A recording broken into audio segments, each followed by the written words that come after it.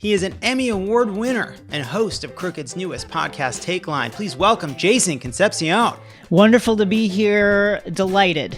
And she is a WNBA champion, co-owner of the Atlanta Dream, and the other host of Takeline. Please welcome Renee Montgomery. Listen, I love Jason's answer. I can't top that, but I'm happy to be here. Let's go. So good to have you both on the show. It's so exciting that Takeline is launched. It's my favorite sports podcast. It's the only one I listen to, but I love it. I'll take it. Yeah, definitely. So, I have two topics I just want to touch on. All right. One sports related, one less sports related. Renee, this is something you've been talking about on the show, but it's been something that's in the news a fair amount. Can you just talk a little bit about what it's been like having to argue against these anti-trans bigots who are pretending to be advocates for women in sports? Well, I feel like a lot of people are trying to fight a fight for women's sports. And the women in women's sports are like, nah, we're good. We don't need you to fight this battle. Like, we're good. And what I mean by we're good is that no one in women's sports is concerned about a trans person playing in women's sports. Everybody must have seen the movie Juwanna Mann and thought it was a real life thing. Nothing has ever happened in real life like Juwanna Mann, but people are taking this fictional story and being like, well, what if a guy decides he wants to just dominate and then wants to be trans and now play in the women's game and he's going to be the best ever and ruin the women's game? That's silly. I don't even know how else to say it other than it's silly. If we're not concerned about it, then why should you be? And that's real. And we have our first trans person in the WNBA, and Alasia Clarendon. And for us to know her, be close to her, and understand her plight, I mean, it's really, it blows our mind, And so I just think that people need to not, if we're not concerned about it, I keep saying that because we come out and say, no, we're not concerned, we're good. And people are like, no, you're not good. This is going to be a big problem. And it's not a problem. It's a problem that people are trying to make a problem. And you said it. They're trying to attack a certain group. And yeah, not on our watch. Jason's the one that told me, like, there's 0 cases that prove what people are trying to say. Like, it doesn't happen. It's not realistic. But if you can't just outright attack trans people, you're going to find ways to attack trans people. And that's what you see happening. I think that there's two levels to it as well. On the top level, just as Renee pointed out, there's actually 0 cases of the kind of thing that Republicans are worried about. It's never happened. It's legitimately never happened. Ever. So on a hardcore, like, meritocracy, who's the best, who's the fastest, who's jumping the highest, it's just literally not an issue. Like, it's never happened. It's like voter fraud. Like, there's nothing there. Sports is such a powerful force for teamwork and for integrating people into a cultural structure, into mainstream society. Sports has been a major motor in mainstream society of bringing people formerly outside of the mainstream into the mainstream. And it does the same thing, when you're a kid. It's so important. Like, being accepted is the most powerful thing that you could imagine when you are a child. And so sports are just tremendously important in that regard. Speaking of people striving to be accepted, this won't work. There's a lot of fans out there who wanted to accept Justice League. I want to talk about Justice League. Okay, what did it say? I don't know. Yeah. Justice League, the Snyder Cut. I can't believe it. It's good. Jason, it's good. Renee, have you seen it? It's good. I have not. I was about to say, you guys got it, because I know what you're talking about, but I don't know what you're talking about. It is good. It's good against all odds. Here's how I feel about it. And you tell me if you feel the same way, John. On the one hand, I'm glad. Listen, I love a fun movie. I love to watch movies. I'm glad that this movie exists. This is a movie that is an improvement over the previous iteration of Justice League. It elevates and fleshes out the backstory of Cyborg. As a kind of aside, one of the main kind of like controversies around the production of this movie was the actor Ray Fisher's allegations against Joss Whedon, the director who took over from Zack Snyder on the first Snyder Cut, that he had fostered a toxic workplace. And I think it's not a great look for Joss that in the context of those allegations, that the main most substantive difference between the two movies is that like all of Ray Fisher's parts were cut out and have been put back in the movie, and now it's actually like a quite powerful story that sets up his stakes. Also, the only main black character in the movie, that's pretty huge.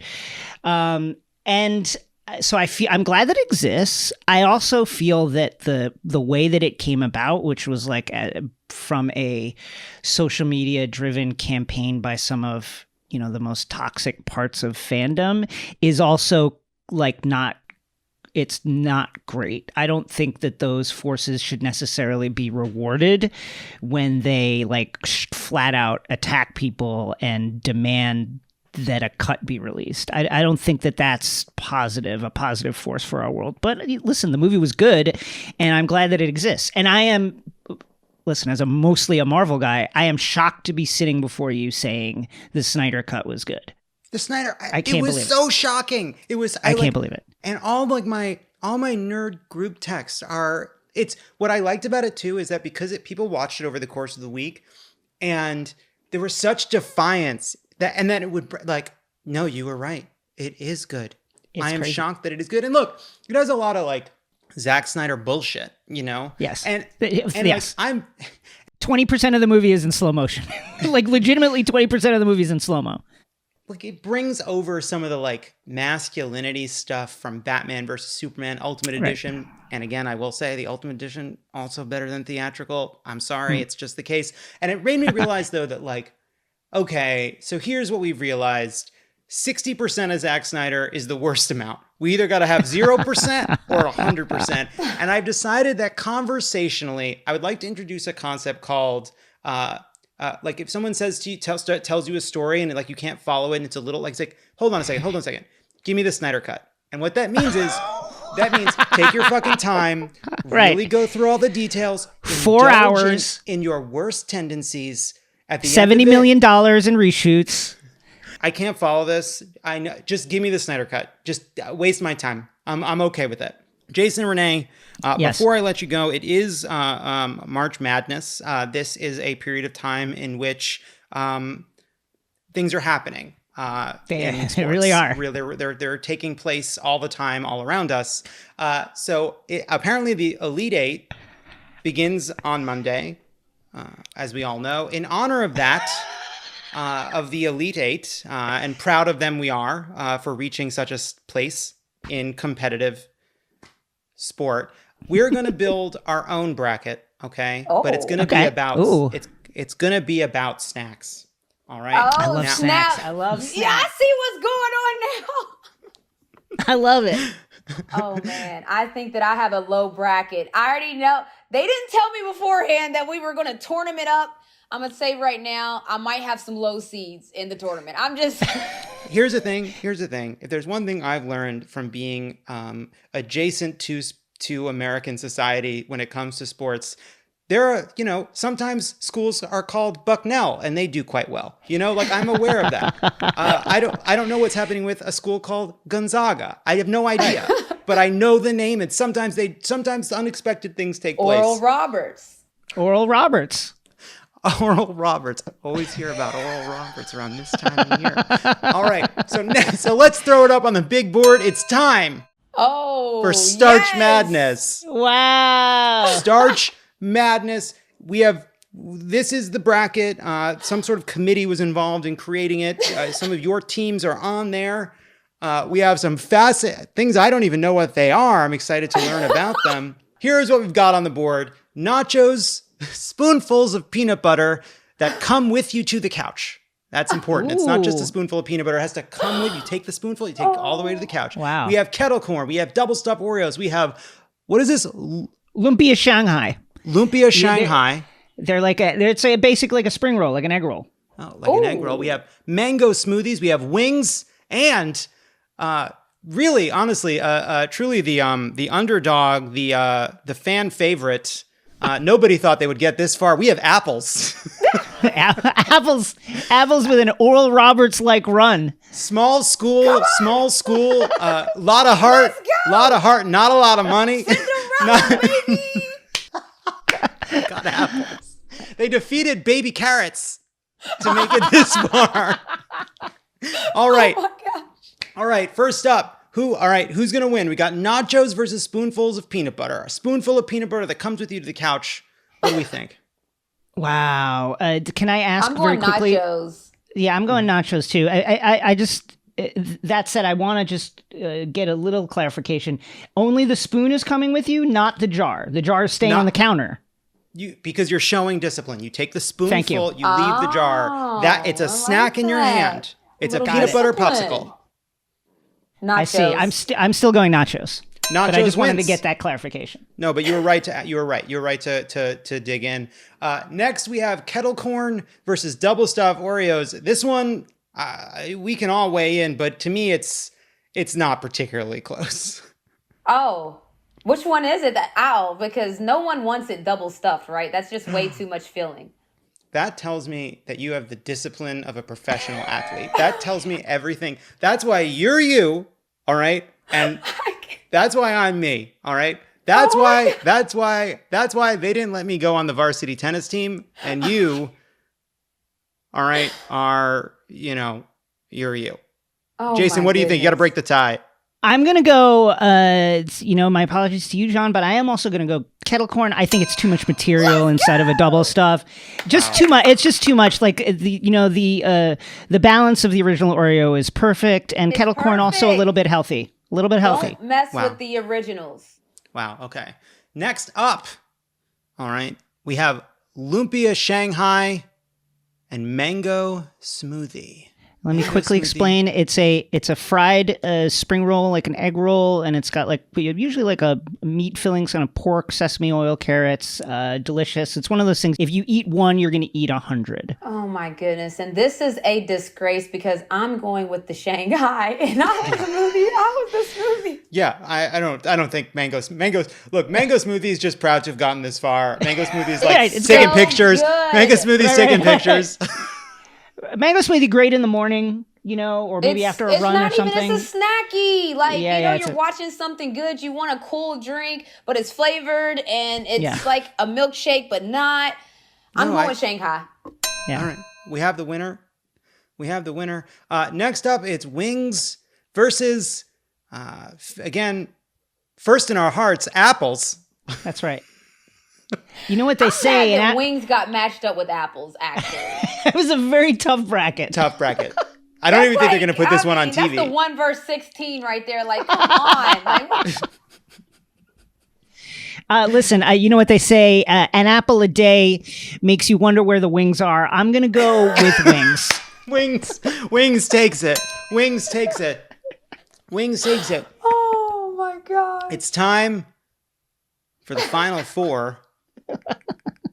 The final four. We have nachos, kettle corn, lumpia Shanghai, and wings. First up, nachos versus kettle corn.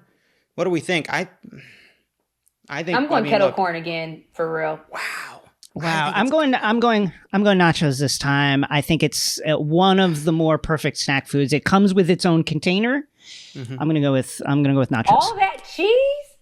It is a lot of cheese. All that cheese said like it's bad. We're usually lactose intolerant. Okay, so I'm just saying all that cheese. I just think if you say it the way I would say it, all that cheese, nachos wins, and the more cheese, the better. Yeah, one of us has won 2 championships, and it's not the one who's speaking or the other one. It's the one who wants to have the healthy snack. Yeah, well, I'll just tell you. Looks like my time in the tournament has passed me by. Here's the thing. All right. I would say that what I'm gathering from this is, while you have many trophies, there are food champions on this Zoom, and that's something that I think Jason and I are going to have to claim, that we are just. I understand. Look, I understand my strengths and my weaknesses. Food, I've had to eat so disciplined my whole life that I think my brain has made me think that those are the good snacks, like mango smoothie, cool. Apples. My brain loves those snacks, so I understand that's my weakness. That is so cool. I think that's a strength. I envy and admire you greatly. Next up, Lumpia Shanghai versus Wings. Ooh. Oh, man, this is really tough. Ooh, it's tough. This is like a 1 versus 1 seed. Yeah, it's really tough. Shanghai. Yeah, I'm going to go with Shanghai. It's making me want them. Part of the reason I put them on this is because I really miss having them. I haven't had them in a while. They're delicious. I'm going to go with the Shanghais. I think this is almost an upset. I think that would be considered an upset. I think that's an upset too. But that's okay. That's what happens. That's what happens. That's what happens sometimes. March Sometimes Madness. that happens. It's the All right, wildness. finally, Lumpia Shanghai versus Nachos. We have East versus West. I don't know. You know, I'm going to go with nachos here. I think that it's just a thing that many people can agree on. People see a plate of nachos, they like it. It's simple, but it's hard to do. Again, it comes with its own little spoon, little plate. You could dip it the way you want. Too much cheese on it, you shake some of it off. You can dip it in salsa. I'm going to go with the nachos. I have a question. Everywhere. This is the championship bracket, so I need more details. Are these nachos that have meat with it? Like, are these loaded nachos, or are these just loaded. The nasty, all that cheese nachos? I think we got to call them loaded. I think we got to assume they're loaded. They're loaded.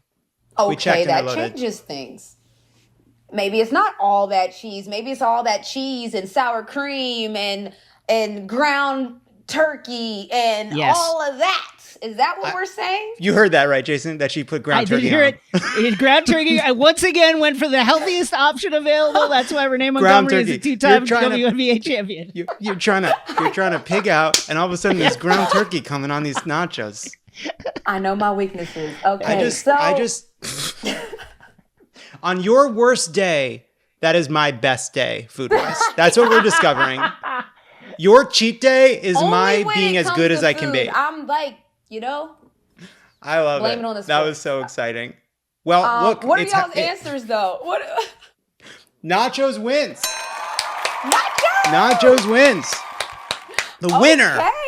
One shining moment.